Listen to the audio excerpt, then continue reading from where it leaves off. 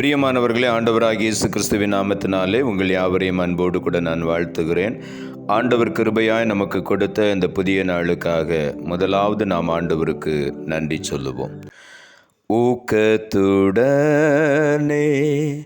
ஓர்முகமாய் வாக்கு தத்தத்தை பற்றி கொண்டு நோக்கத்தை எல்லாம் நேர்மையாக்கி கேட்கும்படி கிருபை செய்வீர். ஜெபமே ஜீவன், ஜெபம் ஜெயம், ஜீவியத்திற்கு இதுவே சட்டம். ஜெபமே ஜீவன், ஜெபம் ஜெயம், ஜீவியத்திற்கு இதுவே சட்டம்.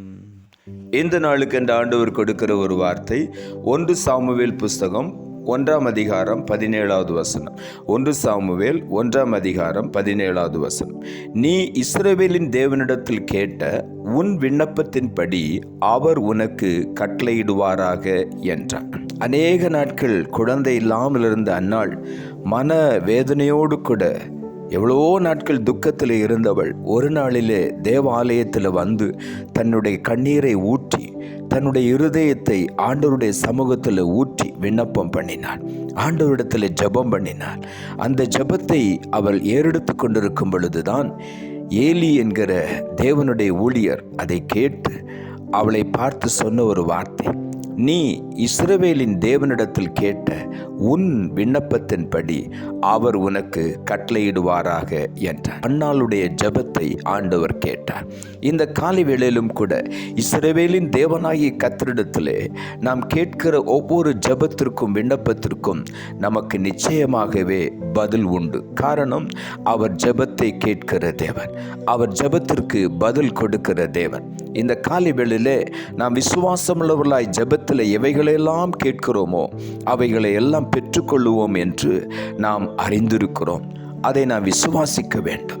என் நாமத்தினாலே நீங்கள் எதை கேட்டாலும் அதை நான் உங்களுக்கு செய்வேன் என்று ஆண்டவர் சொல்லியிருக்கிறார். சங்கீதங்களின் புஸ்தகம் 77ஆம் அதிகாரம் 1 வசனம் சொல்லுகிறது, நான் தேவனை நோக்கி என் சத்தத்தை உயர்த்தி கெஞ்சினேன், என் சத்தத்தை தேவனிடத்தில் உயர்த்தினேன், அவர் எனக்கு செவி கொடுத்தார். நம்முடைய சத்தம் ஆண்டவருக்கு நேராக உயர்த்தப்படும் பொழுது, அவரை நோக்கி நாம் கூப்பிடும் பொழுது, ஊக்கமாய் ஜெபிக்கும் பொழுது அந்த ஜெபத்திற்கு ஆண்டவர் பதில் கொடுக்கிறார். நாம் ஏறெடுக்கிற ஒவ்வொரு ஜெபத்திற்கும் விண்ணப்பத்திற்கும் ஆண்டவர் நமக்கு பதில் உத்தரவு கொடுத்து கொண்டே இருக்கிறார். சங்கீதங்களின் புஸ்தகம் 21ஆம் அதிகாரம் 2ஆம் வசனம் சொல்லுகிறது, அவருடைய மன விருப்பத்தின்படி நீர் அவருக்கு தந்தருளி அவருடைய உதடுகளின் விண்ணப்பத்தை தள்ளாதிருக்கிறீர் என்று வேதம் சொல்லுகிறது. மன விருப்பத்தின்படி நமக்கு தந்தருளுகிற ஒரு தேவன். நம்முடைய உதடுகளிலிருந்து பிறக்கிற விண்ணப்பத்தை ஒருபோதும் ஆண்டவர் தள்ளுகிற தேவன் அல்ல. அவர் ஜெபத்தை கேட்கிற தேவன், அவர் ஜெபத்திற்கு பதில் கொடுக்கிற தேவன். ஆகவே நாம் ஜெபிக்கிற ஒவ்வொரு ஜெபங்களிலும் விசுவாசம் கலந்து இருக்க வேண்டும். நிச்சயமாகவே எனக்கு பதில் உண்டு என்கிற நம்பிக்கையோடு தேவ சமூகத்திலே நாம் வர வேண்டும். நாம் சந்தேகத்தோடு வந்தால் எதையும் ஆண்டவரிடத்திலிருந்து நாம் பெற்றுக்கொள்ளவே முடியாது. சங்கீதங்களின் புஸ்தகம் 69ஆம் அதிகாரம் 33ஆம் வசனம் சொல்லுகிறது, கர்த்தர் எளியவர்களின் விண்ணப்பத்தை கேட்கிறார், கட்டுண்ட தம்முடையவர்களை அவர் புறக்கணியார் என்று இங்கே எழுதப்பட்டிருக்கிறது. எளியவர்களின் விண்ணப்பத்தை கர்த்தர் கவனமாய் கேட்கிறார். என்னுடைய விண்ணப்பத்தை யார் கேட்பார் என்று, யார் என்னுடைய வேண்டுதலுக்கு பதில் கொடுப்பார் என்று ஒருவேளை நீங்கள் பலரை நம்பி ஏமாந்திருக்கலாம். இன்றைக்கு அந்நாளை போல் ஆண்டவருடைய சமூகத்திலே போங்க.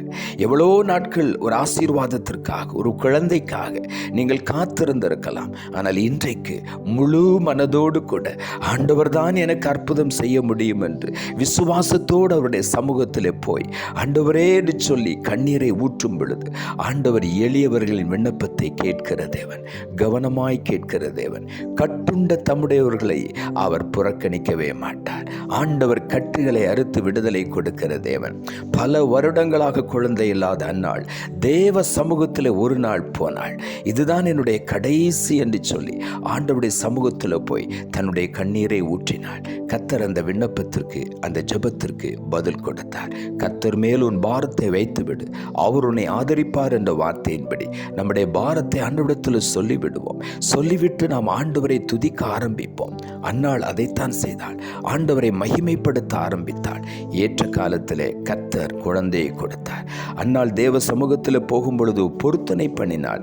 ஆண்டவரே, என்னுடைய நிந்தையை மாற்றி எனக்கு ஒரு ஆண் குழந்தையை தருவீரானால் அவனை உமக்காகவே நான் ஒப்புக் கொடுப்பேன் என்று. இன்றைக்கு நாமும் கூட தேவ சமூகத்தில் போகும் பொழுது பொருத்தனையோடு கூட சென்று ஆண்டவருடைய சமூகத்தில் விண்ணப்பத்தை வைக்கும் பொழுது, நாம் ஜெபிக்கும் பொழுது ஆண்டவர் ஜெபத்திற்கு பதில் கொடுக்கிறார். அந்த பொருத்தனை நிறைவேற்றி ஆண்டவருடைய நாமத்தை நாம் மகிமைப்படுத்துவோம். 1 சாமுவேல் 1:27 இப்படியாய் சொல்லுகிறது, இந்த பிள்ளைக்காக விண்ணப்பம் பண்ணினேன், நான் கர்த்தரிடத்தில் கேட்ட என் விண்ணப்பத்தின்படி எனக்கு கட்டளையிட்டார் என்று சொல்லி ஆண்டவருடைய சமூகத்தில் மறுபடியும் அன்னாள் வந்து அந்த பிள்ளையை சமர்ப்பிக்கிறாள். ஆண்டவரை மகிமைப்படுத்துகிறாள். நம்முடைய வாழ்க்கையும் அப்படி இருக்க வேண்டும். ஒரு சின்ன ஆசீர்வாதத்தை தேவனிடத்தில் பெற்றுக்கொண்டாலும் மறுபடியும் தேவ சமூகத்தில் போய் ஆண்டவருக்கு நன்றி சொல்ல நாம் பழகிக்கொள்ள வேண்டும். அப்படி நன்றி சொல்ல சொல்ல இன்னும் மேலான ஆசீர்வாதங்களை நாம் சுதந்திரித்துக் கொள்ளுவோம். சங்கீதங்களின் புஸ்தகம் 102:16 சொல்லுகிறது, திக்கற்றவருடைய ஜெபத்தை அலட்சியம் பண்ணாமல் அவர்கள் விண்ணப்பத்தை அங்கீகரிப்பார். திக்கற்று போன நிலையிலே, யாரிடத்திலும் எந்த ஆதரவும் இல்லை என்கிற சூழ்நிலையிலே ஆண்டவருடைய சமூகத்திலே அந்நாளை போல போய் ஜபிக்கும் பொழுது அந்த ஜபத்தை ஒரு நாளும் ஆண்டவர் அலட்சியம் பண்ண மாட்டார். அவர்கள் விண்ணப்பத்தை அங்கீகரிப்பார் என்று வேதம் சொல்லுகிறது. ஜபத்தை கேட்பார், விண்ணப்பத்தை அங்கீகரிப்பார். ஒருபோதும் ஜபத்தை அலட்சியம் பண்ண மாட்டார். இந்த காலை வேளையில் நான் விசுவாசத்தோடு நம்பிக்கையோடு தேவ சமூகத்தில் ஜபித்து விட்டு பொறுமையோடு காத்திருப்போம். கர்த்தர் நிச்சயமாகவே நம் விண்ணப்பத்திற்கு, நம்முடைய ஜபத்திற்கு பதில் கொடுத்து நம்மை ஆசீர்வதிப்பார். ஆகவே இந்த காலை வேளையில் உற்சாகமாய் ஆண்டவருடைய சமூகத்திலே காணப்படும். நம்முடைய சோர்வுகளை எல்லாம் விட்டுவிட்டு தேவ சமூகத்தில் ஓடிப்போம்.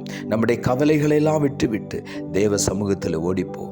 எல்லாரும் என்னை ஒதுக்கிவிட்டார்களே என்கிறதான ஒரு சூழ்நிலையிலே நீங்கள் உங்களையே தாழ்வாக நினைத்து கொள்ளாதபடி தேவ சமூகத்தில் ஓடி போவோம். இன்றைக்கு நமக்கு ஒரு விடுதலை உண்டு. நாம் ஜெபிப்போம். அன்புள்ள ஆண்டவரை, கிருபையாய் கொடுத்த இந்த புதிய நாளுக்காய் மறுபடியும் நமக்கு நன்றி செலுத்துகிறோம். ஆண்டவர் கொடுத்த ஜீவனுள்ள வார்த்தைக்காக நன்றி. நீ இஸ்ரவேலின் தேவனிடத்தில் கேட்ட உன் விண்ணப்பத்தின்படி அவர் உனக்கு கட்டளையிடுவாராக என்ற வார்த்தையை ஒவ்வொருவரும் கேட்டிருக்கிறார்கள். வசனத்தை கேட்டுக்கொண்டிருக்கிற ஒவ்வொருடைய வாழ்க்கையிலும் என்ன ஆசீர்வாதம் தடைபட்டு நிற்கிறதோ, பல ஆண்டுகளாக ஜெபித்து சோர்ந்து போயிருக்கிறார்களோ, இன்றைக்கு மறுபடியும் அந்நாளை போல தேவ சமூகத்திலே இருதயத்தை ஊற்றி, கண்ணீரை ஊற்றி ஆண்டவருடைய சமூகத்தில் விசுவாசத்தோடு ஊக்கத்தோடு ஜெபித்து இன்றைக்கு அந்த ஆசீர்வாதத்தை ஒவ்வொருவரும் சுதந்திரித்துக் கொள்ள நீர் உதவி செய்யும். அடைக்கப்பட்ட அன்னாளுடைய கர்ப்பத்தை திறந்ததை போல இந்த காலை வேளையில் அநேக கர்ப்பங்களை கர்த்தர் திறக்கிறபடியினால் உமக்கு நன்றி. ஒரு ஆசீர்வாதத்தை அந்த கர்ப்பத்துக்குள்ள வைக்கிறதற்காய் ஸ்தோத்திரம். ஒவ்வொருவருக்கும் குறைவுகளை நிறைவாக்கி அவர்கள் எதிர்பார்த்த நன்மைகளை இன்றைக்கு அவர்களை தேடி வரச் செய்வீராக என்று சொல்லி நான் ஜெபிக்கிறேன். ஆசீர்வதியும் இயேசுவின் நாமத்தில் ஜெபிக்கிறேன் நல்ல பிதாவே, ஆமென்.